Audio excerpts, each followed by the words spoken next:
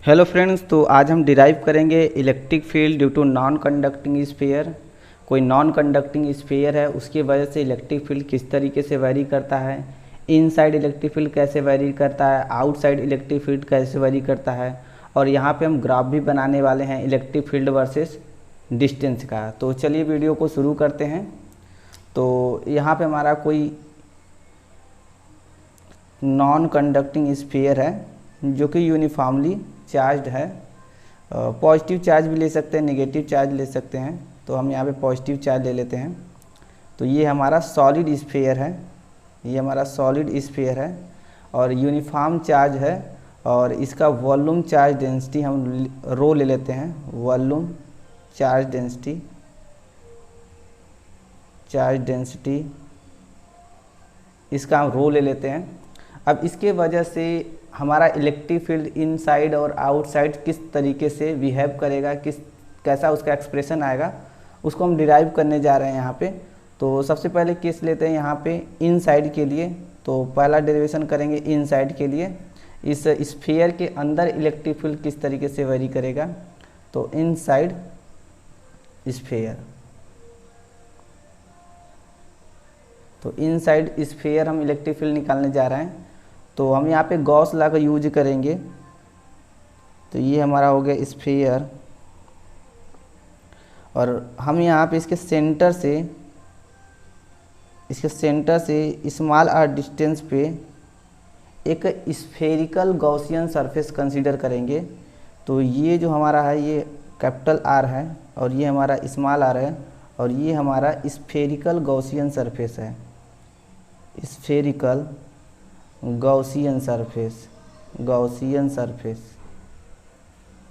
तो ये हमारा जो अंदर वाला स्मॉल आर रेडियस का ये हमारा स्फेरिकल गॉसियन सरफेस है और ये जो बाहर वाला है वो हमारे क्या स्फीयर है, जिसकी वजह से हमको इलेक्ट्रिक फील्ड फाइंड आउट करना है।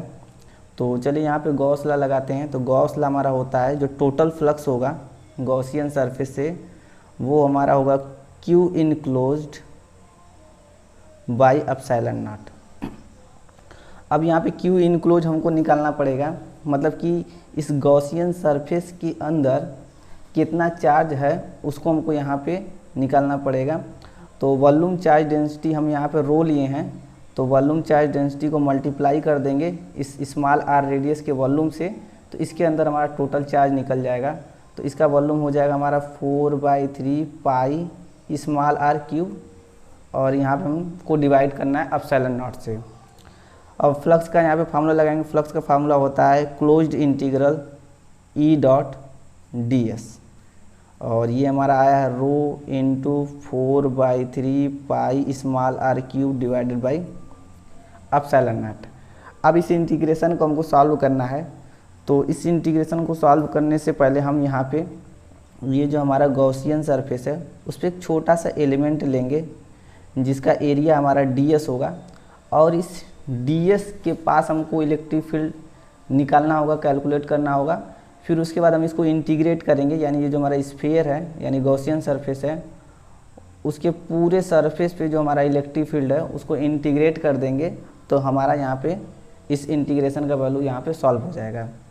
तो अगर हम इस एलिमेंट पर बात करें तो इस एलिमेंट का जो एरिया वेक्टर होगा यानी ds वेक्टर होगा वो रेडियली आउटवर्ड होगा, क्योंकि ये हमारा क्या स्फीयर है और ये हमारा अगर पॉजिटिवली चार्ज, अगर यूनिफॉर्म पॉजिटिवली चार्ज है स्फीयर, तो इसके वजह से इस पॉइंट पे इलेक्ट्रिक फील्ड सेम डायरेक्शन में होगा जिस डायरेक्शन में हमारा एरिया वेक्टर है।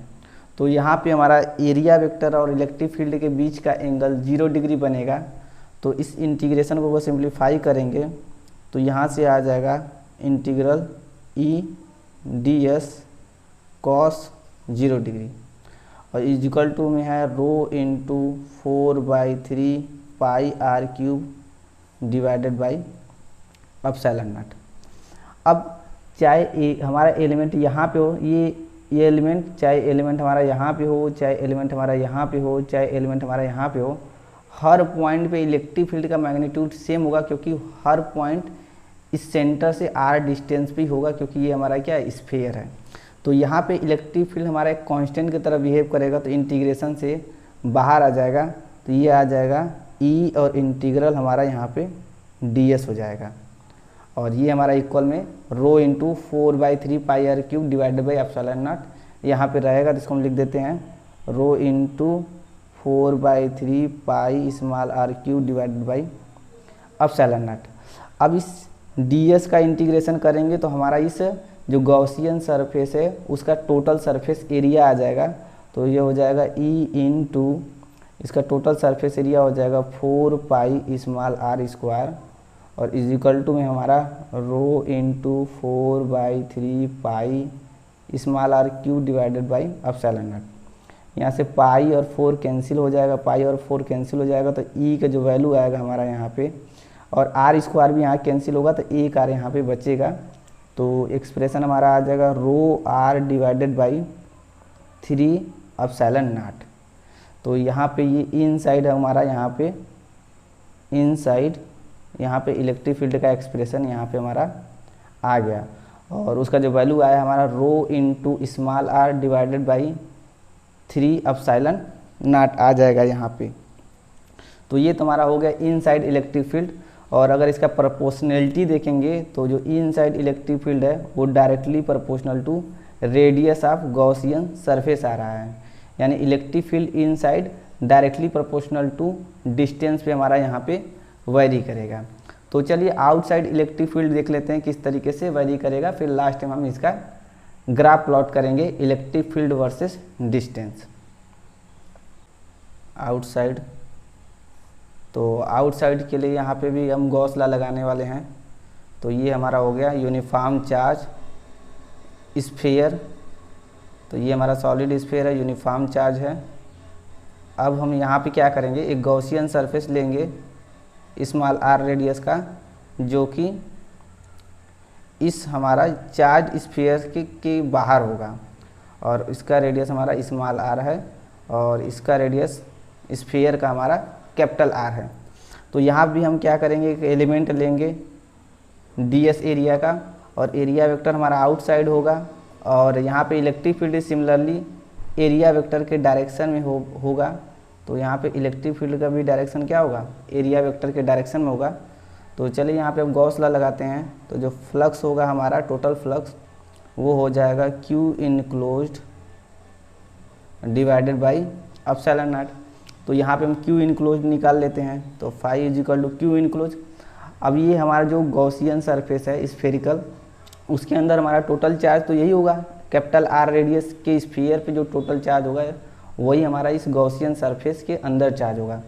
तो ये हमारा कैपिटल आर रेडियस का है और हम लोग यहाँ पे वॉल्यूम चार्ज डेंसिटी रो लिए हैं, तो रो इंटू 4/3 पाई। अब यहाँ पे हम रेडियस कैपिटल आर लेंगे, न कि स्मॉल आर नहीं लेंगे, क्योंकि हमारा जो चार्ज है वो कहाँ तक है डिस्ट्रीब्यूटेड, कैपिटल आर रेडियस तक। तो यही हमको कैपिटल आर ही रेडियस यहाँ पे लेना पड़ेगा और डिवाइडेड बाई एप्सिलॉन नॉट। और फ्लक्स यहाँ पे निकालेंगे तो आ जाएगा हमारा close integral E dot ds rho into 4/3 pi capital R cube divided by epsilon nought. Similarly यहाँ पे भी 0 डिग्री एंगल बनेगा इलेक्ट्रिक फील्ड और एरिया वेक्टर के बीच में, और इलेक्ट्रिक फील्ड हर एक पॉइंट पे क्या होगा, सेम होगा इस गॉसियन सरफेस पे। तो ई हमारा बाहर आ जाएगा और ds को इंटीग्रेट करेंगे, यहाँ पे ds को इंटीग्रेट करेंगे तो rho into 4/3 pi capital R cube divided by epsilon not. यहाँ पे हमारा आ जाएगा ds को इंटीग्रेट करेंगे तो गॉसियन सरफेस का सरफेस एरिया आ जाएगा, तो ये हो जाएगा into 4 pi small R square, क्योंकि हमारा गॉसियन सरफेस का रेडियस स्मॉल आर है। और यहाँ पर हो जाएगा rho 4/3 pi capital R cube divided by epsilon not. यहाँ पे कटेगा पाई और 4 कट गया, तो यहाँ से ई आएगा हमारा, यहाँ पे आएगा रो कैपिटल आर क्यूब और divided by 3 epsilon nought R square. तो ये आ जाएगा हमारा यहाँ पे electric field rho capital R cube divided by 3 epsilon nought R square. तो ये हमारा हो गया इलेक्ट्रिक फील्ड का एक्सप्रेशन आउटसाइड स्फीयर।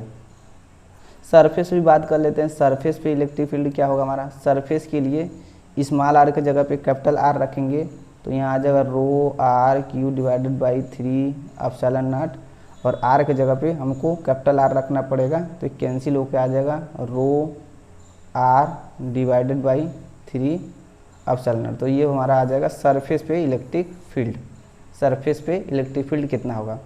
और आउटसाइड जो इलेक्ट्रिक फील्ड वेरी कर रहा है हमारा, आउटसाइड इलेक्ट्रिक फील्ड जो हमारा वेरी कर रहा है वो है हमारा इन्वर्सली प्रोपोर्शनल टू 1/r²। देखिए यहाँ पे इन्वर्सली प्रोपोर्शनल टू 1/r² यहाँ पे वेरी कर रहा है। तो चलिए ग्राफ को भी प्लॉट कर लेते हैं। तो यहाँ पे अगर हम ग्राफ प्लॉट करेंगे, यहाँ पे अगर हम ग्राफ प्लॉट करेंगे, ठीक है, तो जो हमारा यहाँ पे ये हमारा क्या है, कैपिटल आर रेडियस है स्फीयर का, दिख नहीं रहा है शायद यहाँ पे, तो यहाँ बना लेते हैं हम इसको, ग्राफ यहाँ प्लॉट कर लेते हैं।